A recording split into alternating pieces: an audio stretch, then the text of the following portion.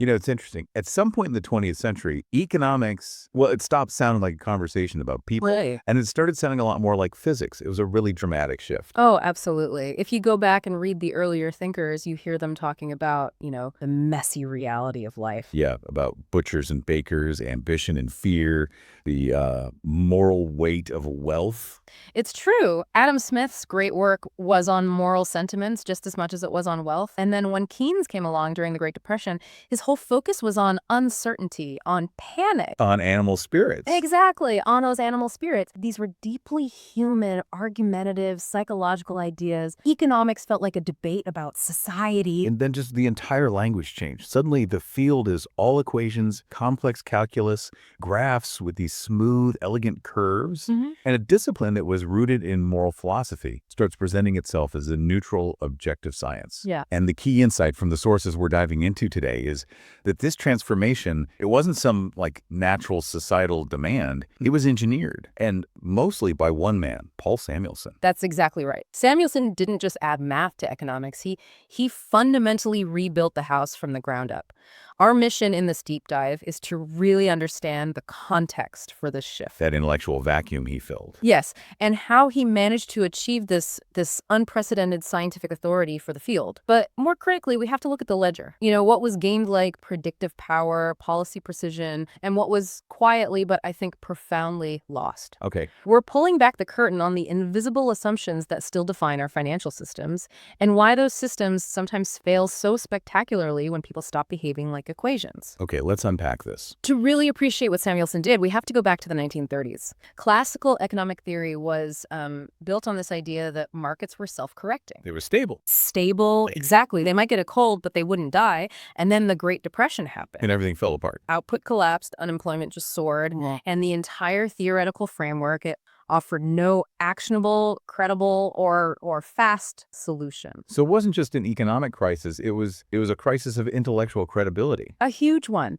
The discipline had basically promised stability, and what it delivered was chaos. And this is the moment Keynes steps in. This is where John Maynard Keynes steps in, and he breaks this huge intellectual taboo. Yeah. His central insight was, well, it was deeply human. Right. He argued that markets are driven by belief and expectation. They can stay depressed and irrational for decades just because people are afraid to invest or to spend. So government has to step in. Therefore, government intervention wasn't some kind of academic sin. It was a necessary stabilizer for demand. And his ideas worked. I mean, they were politically and practically effective. They helped rescue economies. They did. But the sources highlight this discomfort. His ideas were intuitive, messy, and they were all about human volatility, panic, optimism, fear. Not exactly a hard science. Not at all. For those who really wanted economics to be seen as a hard science, like chemistry or physics, this reliance on animal spirits just felt deeply unsatisfying. They wanted a machine, not a crowd. They wanted predictable mechanisms, not chaotic humans. And critically, after World War II, the demand for scientific authority just exploded. Governments were funding these massive new institutions, right? Central banks, international development bodies. All of it. Yeah. And policy decisions for these colossal systems needed objective justification. Economics couldn't be a debate club anymore. It needed to be an engineering problem that produced clear, defensible answers. And that desire for engineering precision is the perfect stage for Paul Samuelson, the ultimate system builder.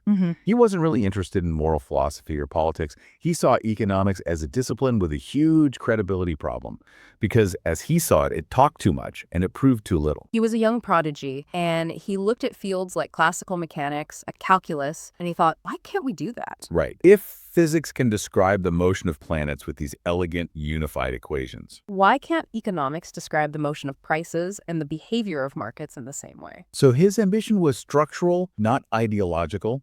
He wasn't trying to change what people believed. He was trying to change how they argued about it. Exactly. So in 1947, he publishes Foundations of Economic Analysis.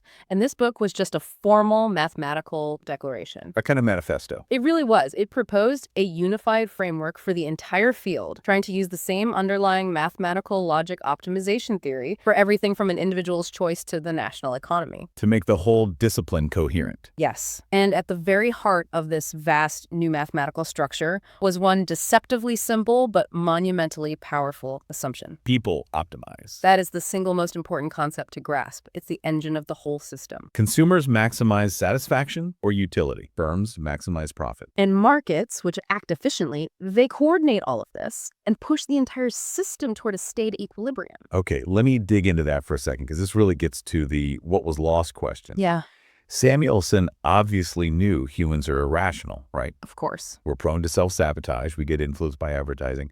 So if he knew we weren't these perfect rational robots, why build the entire model on the assumption that we are? Because that's what makes the math work.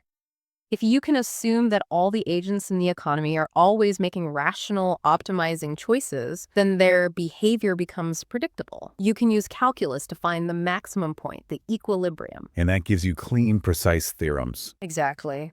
Samuelson wasn't claiming humans were perfectly rational. He was claiming that models based on the assumption of rationality were just far more useful for generating clear, elegant, and powerful predictions than models based on psychological chaos. So the complexity of human psychology, the fear, the herd behavior, altruism, all of that it's filtered out. Pretty much. It's treated as mathematical friction, not as a central force. And that's where the confidence comes from. Precisely. By borrowing the language of physics, economics gained its authority. It could now generate these clear, testable, quantitative predictions. Prices respond to incentives, supply meets demand, and the economy. It's like a complex but orderly machine that could be analyzed and tuned by experts. That's a revolutionary shift in how economists could talk to policymakers. Huge. Okay, so let's talk about how this new structure became the default, both politically and academically. Because Samuelson wasn't just a theorist, he was an incredible academic diplomat. The most famous move was the neoclassical synthesis. This was just genius. The big problem after the Depression was this huge clash between Keynes, who said government intervention is necessary, and the classical economists, who said free markets are always best. The synthesis was a compromise that satisfied almost everyone. So how did it work? It said, essentially, that markets are generally efficient and the best way to allocate resources. That's the neoclassical part, so it preserves the free market ideal. But when the system malfunctions, when confidence collapses, the government has the right and the duty to step in with fiscal or monetary policy to stabilize demand. That's the Keynesian part. And once stability is back, the markets take over again. So it legitimized a limited sort of technical government intervention, but it kept the faith in the underlying efficiency of the market. That's a politically bulletproof argument. It gave them a unified, teachable, and institutionally defensible story. And the teachable part is the real key to his legacy. Samuelson's introductory textbook, Economics, an introductory analysis. Oh, this book. This book became the Catechism of Modern Economics. It's fascinating because it wasn't just a bestseller. It was more like a global infrastructure project. Absolutely. For decades, it was the single most dominant economics textbook in the world. It didn't just instruct students, it created the very language they would use. So it trained generations of technocrats, central bankers, finance ministers all over the world. Yeah. It didn't just explain economics to them, it structurally defined what economics was. It cemented that mathematical optimizing framework as the default starting point for any serious discussion. And here's where it gets really interesting, because once that framework becomes the curriculum, the way you're taught to think, the underlying assumptions, they stop being questioned. Right. The idea that people optimize just becomes invisible. It's like the air you breathe. And that has immense professional consequences. If you're trained in this mathematically coherent structure, any other way of thinking, ideas about power, corruption, behavioral biases, they start to look fuzzy, subjective. Or, worst of all, unprofessional. Exactly. The mathematical models became the ticket for entry into the expert club. So economics gains this undeniable legitimacy, precision, massive policy influence.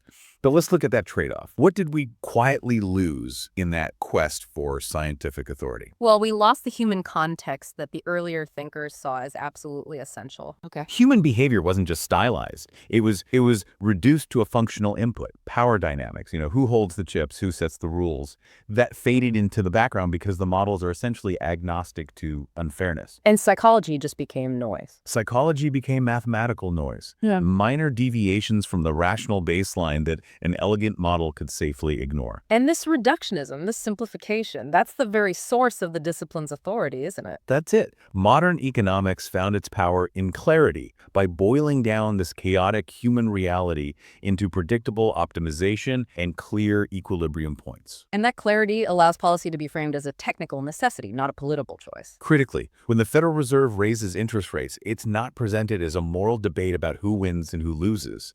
It's framed as simply what the model says must be done to control inflation. The math provides this cloak of objective, non-political authority, and the sources are so clear on this. The Samuelsonian worldview assumed stability is the default.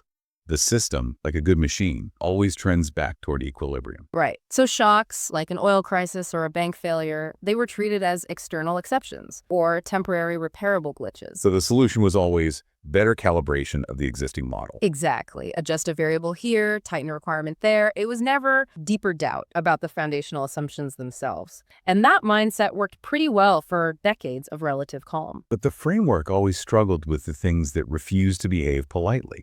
Speculative bubbles, sudden crashes, bank runs, systemic failures. These events are intrinsically emotional, non-linear. They're too human to fit neatly into that equilibrium mindset. So instead of seeing them as core inevitable features of financial systems, which they were for Keynes, the system treated them as unfortunate errors. Deviations from the machine. Yeah. But, if you assume people are rational optimizers, how could a system built on that ever truly account for something inherently irrational like a speculative bubble? Isn't that a fatal flaw baked right in? It is a profound vulnerability.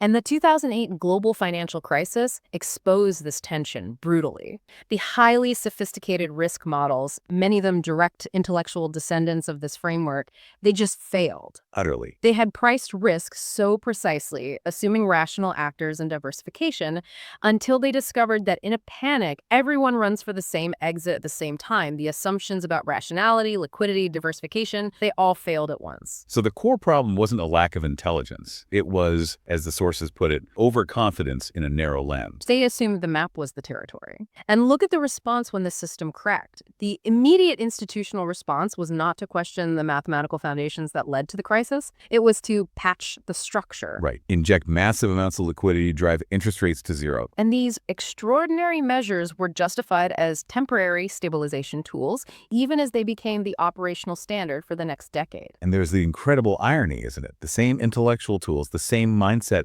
that failed to predict the crisis were then used to manage its aftermath. Relying on emergency levers for an incredibly long time, all while pretending that the underlying structure, the one based on optimization and equilibrium, was still fundamentally sound. It was a choice for repair over revolutionary doubt. So looking at the long-term legacy of all this, Samuelson himself, he believed in using economics to improve human welfare. But his success created a discipline that, well, it increasingly trusted its elegant models more than it trusted the unpredictable people those models were supposed to describe. Absolutely. And that has created this profound and widening gulf between economic decision makers and the public they serve. Because when policies are framed as mathematical necessities, as things that must be done for efficiency, regardless of the social cost, public trust just erodes. People experience asset bubbles and debt crises and inequality, and they start to feel excluded. Economics speaks confidently in its equations, but the public feels alienated because their lived experience doesn't match the clean model. Which brings us back to the wisdom that got filtered out in this pursuit of precision. Samuelson, the architect, he understood that models were simplifications. But once his framework became the institutionalized language of power, that crucial caution got stripped away. The precision survived, the humility did not. Yet contrast that with the original thinkers. Keynes argued for economists to be humble enough to admit what they don't know. Veblen insisted that power and status fundamentally distort markets in ways equations can't capture. And Adam Smith never, ever separated economics from moral consequence. Samuelson changed the center of gravity. Economics became something done by experts for institutions using tools ordinary people weren't meant to question. The sources offer a perfect analogy here. The answer isn't to burn the textbooks, but to remember what the models are. They are maps, not territories. Samuelson gave economics an incredibly detailed and functional map, precise enough to guide policy across across these complex global systems. But no map can capture every obstacle, every unforeseen detour, or every sudden human reaction. And failure happens not when policymakers ignore the map, but when they forget that it's just an approximation. Right. When they start to believe the mathematical structure has eliminated uncertainty itself. So what does this all mean? I think it means that modern economics is simultaneously powerful, highly distant, and strangely fragile. It's successfully optimized for precision and clarity, but often at the expense of empathy, political context, and acknowledging the messy, nonlinear nature of human behavior. Which means protecting your financial understanding requires moving beyond just accepting expert consensus because it's complex. It requires understanding the fundamental optimizing assumptions beneath the language they use. We have to refuse to confuse models with reality, authority with truth, or precision with wisdom. The ultimate tension highlighted in our sources is this. The moment economics forgot it was primarily about people, about ambition, fear, moral consequence, people started to stop trusting the abstract language of economics. And that tension has only grown. So if policy is consistently justified as a technical necessity by models that assume stability and filter out human emotion like fear, panic, power, what happens to democratic debate when the very things that defined earlier thought are explicitly excluded? That's the invisible challenge facing anyone trying to understand the economic language of today. You must now explore how to challenge those hidden mathematical assumptions.